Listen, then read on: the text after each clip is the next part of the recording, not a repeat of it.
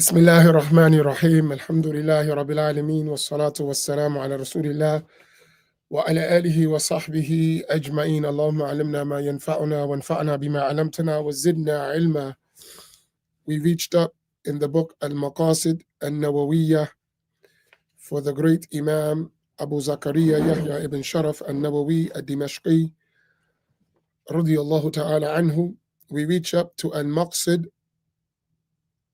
الثالث في أحكام الصلاة, which is the third objective in the rulings of prayer. Bismillah. Bismillahirrahmanirrahim. Alhamdulillahi Rabbil Alameen. Wassalatu wassalamu ala Rasulillah. The times of the prescribed prayers.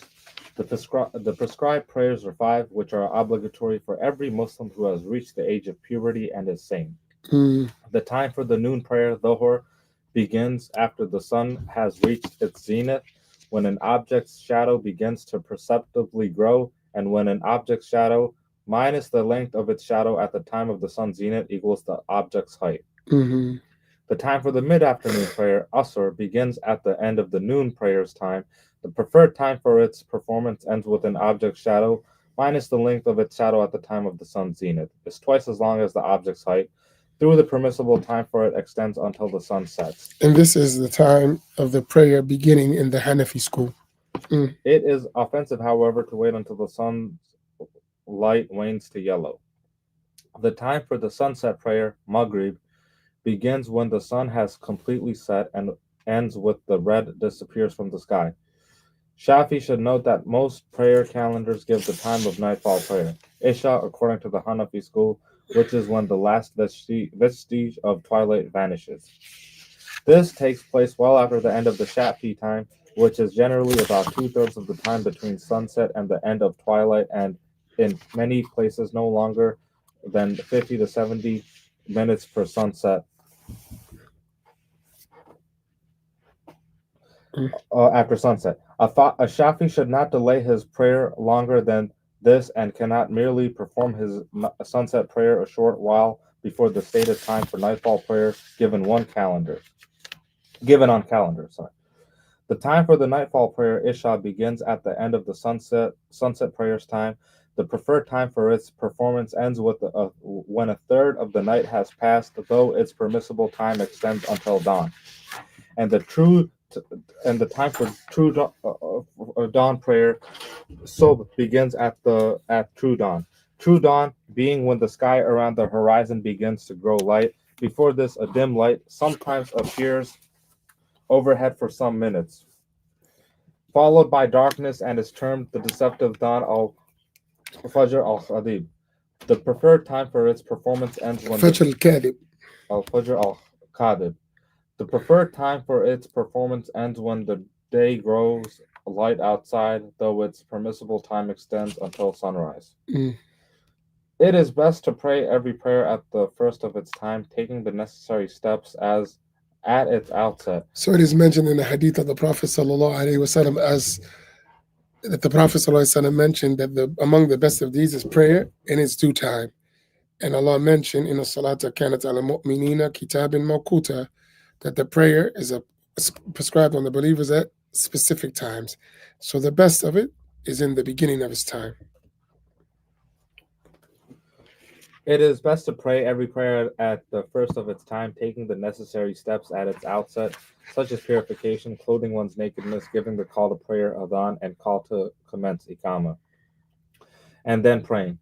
If less than one rak'ah, a full cycle of the prayer's words and action of the prayer occurs within the proper time, meaning that one does not lift one's head from the second prostration of the rak'ah before the time ends, and the remainder takes place after it. Then the whole prayer is considered a makeup. If one rak'ah or more takes place within the prayer's time and the remainder is after it, then the prayer is all considered a current performance, though it is unlawful to intentionally delay a prayer until not enough of its time remains for a minimal length performance of that prayer. Prayer times vary a little each day with the season and the year, and from one town to another through the effects of latitude and longitude. One can keep oneself informed of the changes by obtaining the whole year's times in a printed calendar from one's local Muslim association or mosque. Provided And that should be that the one who does those prayer calendars is knowledgeable of how to determine the times of prayer. So don't rely on prayer schedules when you don't know the person who uh, established them was aware of the proper times of prayer. Other than that, then one should observe first. And anyway, the Prophet ﷺ said that the best of the servants are those who observe the sun and the moon and the stars, and another narration, the shadows, for the remembrance of Allah, meaning the times of the prayer. provided it has been empirically verified. Some may have not been, and some are inaccurate. Perhaps even more useful for the traveler is any of several pocket computers now available at calculate times, such as the prayer minder, which is based on precise astronomical data, programmed for 50 years, and when given various cities' geographical coordinates supplied in the accompanying booklet, provides the prayers time of most major cities in the world. Here, one should pay attention to during the month of Ramadan, not relying on those prayer schedules for breaking the fast. Why? Oftentimes they're off. So the sun would still be up, and there still would be uh, the prayer time would have said prayers in, and the sun would still be up with 10 minutes sometimes before it sets. So as we observe, and even the first day of Ramadan, I observed it as I'm coming into the city. I see the sun clearly, and the prayer time they're calling the adhan, and people getting ready to go eat. And I tell every year, I say, don't do that. And it's obvious. You can observe just right at the bridge, two minutes up the street. You'll see the sun clearly is out. Even though that calendar said Maghrib is in, you can observe the sun is still up. Not part of it up. The whole thing needs to go beneath the western horizon. So one should be uh, mindful of this so one doesn't invalidate one's fast. It is based on the sun's being 18 degrees below the horizon, coinciding with the first light of dawn and the last light at night, a point technically termed astronomical twilight. In recent years, And this is same for uh, before the starting the fast. One should really be cautious to go way ahead of the prayer time schedule. So if it is at a certain time, give yourself like 30 minutes minimum, right? And stop eating or drinking so you ensure that you're within the proper time. in recent years, at least one writer and a major North American Islamic organization have challenged this figure and stated that 15 degrees below the horizon is closer to the sun's actual first and last visible light. The disparity between the two figures has resulted in prayer time calendars for the same city that show an up to 20 minutes difference on the same day between suggested times of dawn, with the obvious consequences this has for both the time of the prayer and the fast days of Ramadan. That's why I said go 30 minutes. So if you would be outside of that disparity. Aware that myriad city lights, even below the horizon, often make precise observation for the first of dawn and nightfall all but impossible. The translator traveled with other observers hundreds of kilometers into the Jordanian desert, far from human settlement, to try to empirically determine the truth about the matter. What they saw was that calculations based on the 18-degree figure were as precise as anything could be. That is the observation cited by the above-mentioned writer. From England, America, India, and other heavily settled areas do not match what may be actually seen where there are no lights. The upshot is that the older calendars based on 18 degrees giving the correct early time for dawn should be relied upon, especially for fasting on the days of Ramadan, while the new calendars based on 15 degrees giving the later time, though adequate for dawn prayer because the time they suggest is well after the arrival of dawn, should preferably not be relied upon for fasting. Mm-hmm. Others have correctly observed that 15 degrees does mark the entrance of the dawn that has well spread across the horizons, mustatil, and hence is legally valid to follow, Accordingly, it is probably religiously more precautionary to follow the 18-degree time for fasting Ramadan, but to pray the dawn prayer so after the 15-degree time that comes a little later. So why the wisdom here is that fasting is nullified if you go after the dawn, right? So therefore, that discrepancy, it'd be better to go 18 degrees to avoid it. And like I said, add some time to be safe for precaution. In terms of the prayer, praying too early would make your prayer invalid. So going with the 15 degrees will definitely put you in the prayer time. So fasting for one purpose, prayer for another purpose. Fasting 18 degrees. Right. And Fajr prayer 15 degrees. Right. Okay. These are all more precautionary. And one should always keep in mind, as the scholars say, it is always better to follow what is religiously more precautionary, right? Because being safe in your religion, one should never do without it. Safety in the religion is always. So even sometimes a ruler may be stricter, it's better. So for Sahur, can we follow the 15 degrees? No. Oh, okay. 18. Oh, okay. And a little bit before that. Okay. Like I said, really give yourself, so mark it at 18 degrees and then give yourself a little more time. To pray Fajr. No, to eat. Oh, okay. Before that. So say you mark it and it's 20 minutes, 15 minutes, whatever, earlier than 15 degrees. For yourself, add 10 more minutes on that and stop eating. Okay. Right? This way you don't have no problem. You're close to delaying suhoor, but you're not close to a time where there's confusion about the dawn. 2. In northerly latitudes, the 15-degree time provides a useful dispensation to pray the night vigil prayer tahajjud as late in the night as possible before dawn. If one's location does not fall one or more of the prayer times, such as nightfall because of twilight all night, sunrise, etc., etc., due to the extreme northerly latitude, then one should pray at the same time as the closest location that has the true times. For each degree of longitude that this closest city lies to the east of one's location, the prayer time of the city will arrive earlier than at one's position by 4 minutes, and one may wish to compensate for this error factor by the appropriate calculations, i.e., not praying simultaneously with that city's times, but rather after its time by 4 minutes for each degree of longitude it lies to the east, or before its time by 4 minutes of each degree of longitude it lies to the west, in addition to observing time zone differences if it is in a different one. For both the dawn prayer subh and the dawn that marks the beginning of the fast days of Ramadan, if there is sunset and sunrise at one's location, but not true dawn because of the persistence of twilight all night, one copies the nearest city that has the true times in terms of the amount of time by which dawn in that city precedes sunrise there. Thus, if dawn in this nearest city precedes the sunrise by 90 minutes, one's own dawn occurs 90 minutes before the sunrise in one's own city. And similarly for the amount of time by which nightfall Isha follows the sunset prayer Maghrib.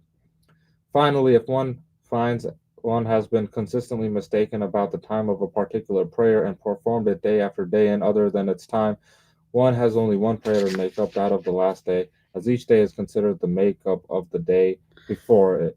If one's mistake was prayer before the time, if it was after, each prayer is already the make-up of that day. Making up missed prayers.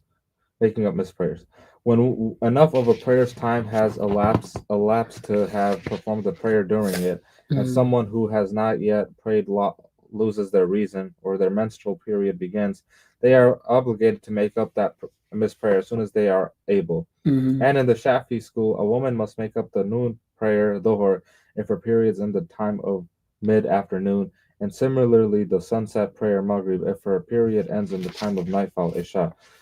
Since each of the former of these is in principle performable in the time of the second, as for example, had she been traveling. Mm-hmm. When a prescribed prayer is missed for a valid reason, such as being asleep or forgetting it, it is recommended to make it up immediately. If missed without a valid reason, it is obligatory to make it up immediately. Mm-hmm. Times when the prayer is forbidden.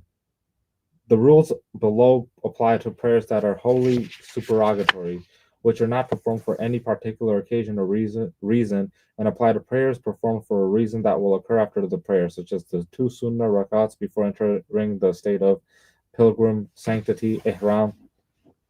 One may not perform prayers that have no particular occasion or reason. The prayer is unlawful and invalid.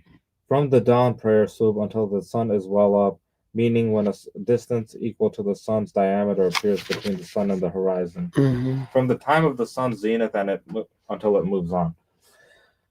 From after the mid-afternoon prayer asr until sunset, and from when the afternoon sun yellows noticeably wanes until sunset. It is permissible at the above times to offer non obligatory prayers that are performed for a particular prior or concurrent reasons, such as the funeral prayer, greeting the mosque, or the two rakats that are sunnah after ablution wudu.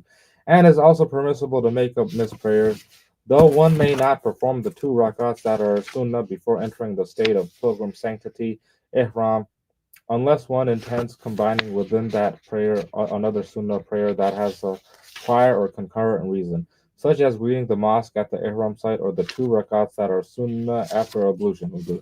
It is not offensive to pray within the Meccan sacred precinct at any time, nor is it offensive to pray when the sun is at its zenith on Fridays, whether in the sacred precinct or elsewhere. Sunnah prayers. Sallallahu alayhi Sayyidina Muhammad wa ala alihi wa sahbihi ajma'in. Let's stop right there, inshallah tabarak wa ta'ala.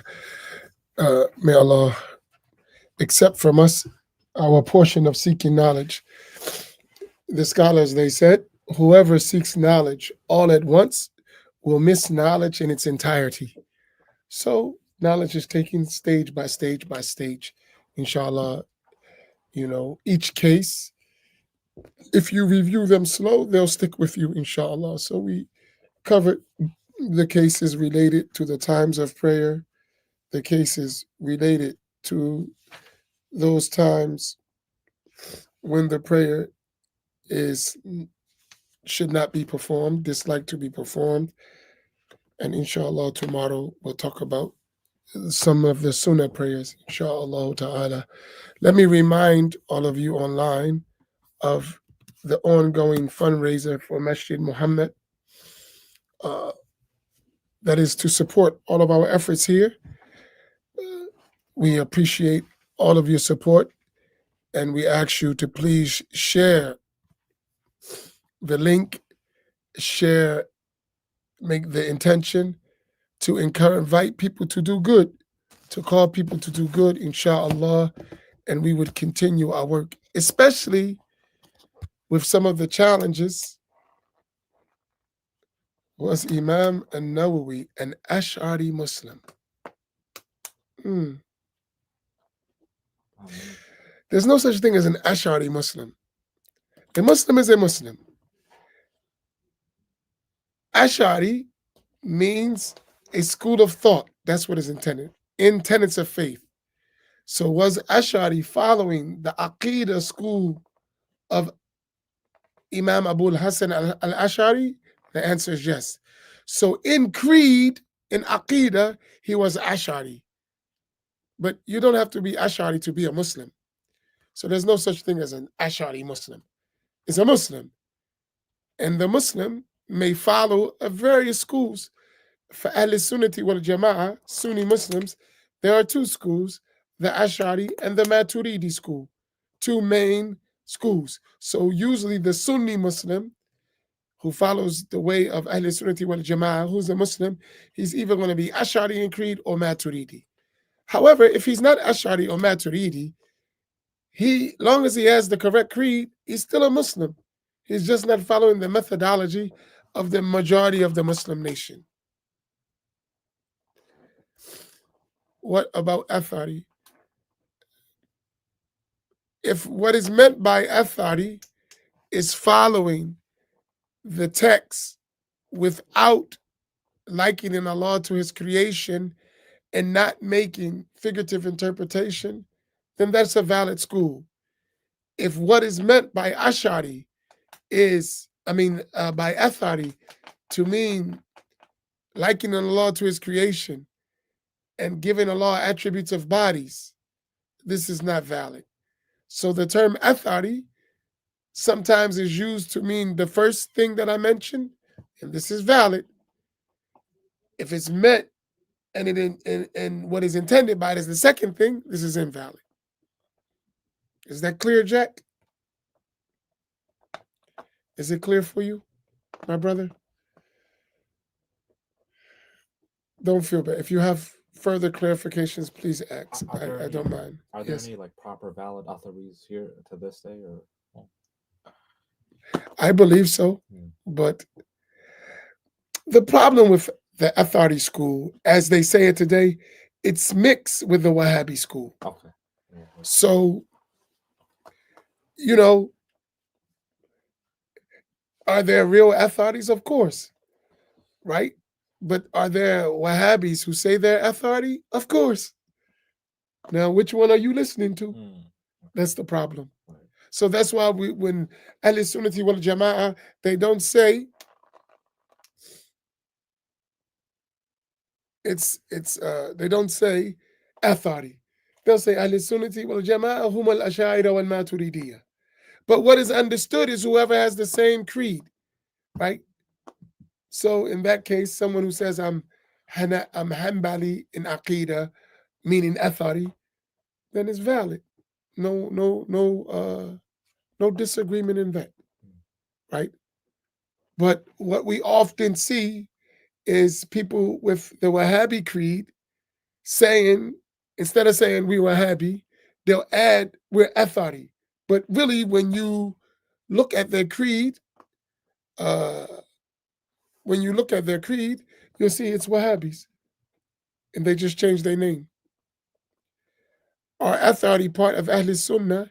If you mean by Athari the first meaning I gave you, yes, they are Ahl Sunnah. If you mean by Athari the second meaning I gave you, no, they are not Ahl Sunnah. Do you understand that mean, Jack? So if you mean by Athari that they read the text in the Quran and the Sunnah related to the creed and they accept it as it is without giving it a modality and remaining silent, that is Ahl Sunnah, yes. If they mean by that to take those attributes in literal and apply modality and howness and directions and places and locations, no, that is not Ahl Sunnah. You follow? We're talking about attributes of Allah here. So people who have both approaches call themselves Athari. Depending who you're talking about, one would be Ahl Sunnah, one would not be. And as I tell some of my Athari brothers who I know are Athari, that's your job to clean that up. That's not the responsibility of the Ash'aris and Maturidis to clear up your confusion, to validate your claims. No, that's your job. Because Wahhabis are not saying they're Ash'ari. Wahhabis are not saying they're Maturidi. They are saying they're Athari, though. So if you don't want to be attributed with the Wahhabis, then your job is to fix it.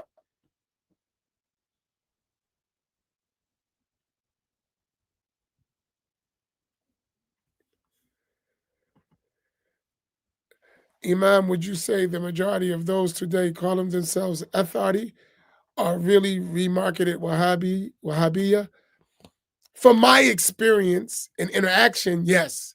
But I can't speak for the majority of the people who say Athari. I don't know the majority of people who say they're Athari. But if you ask me my experience, and when I meet people, it is as you say. But that's my experience, which is not comprehensive. It is only in my environments.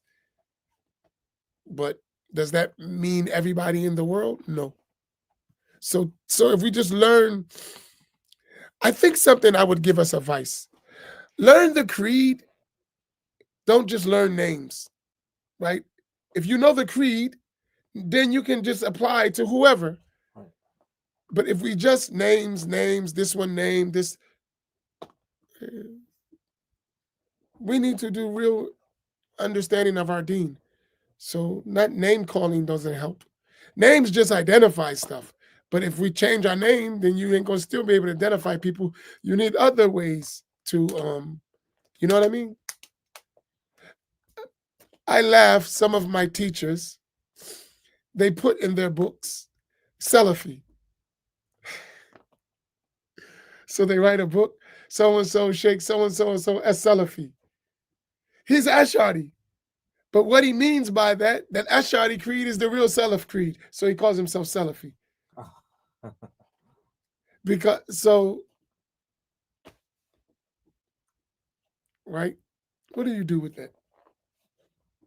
Because the Ash'ari creed is the creed of the Salaf.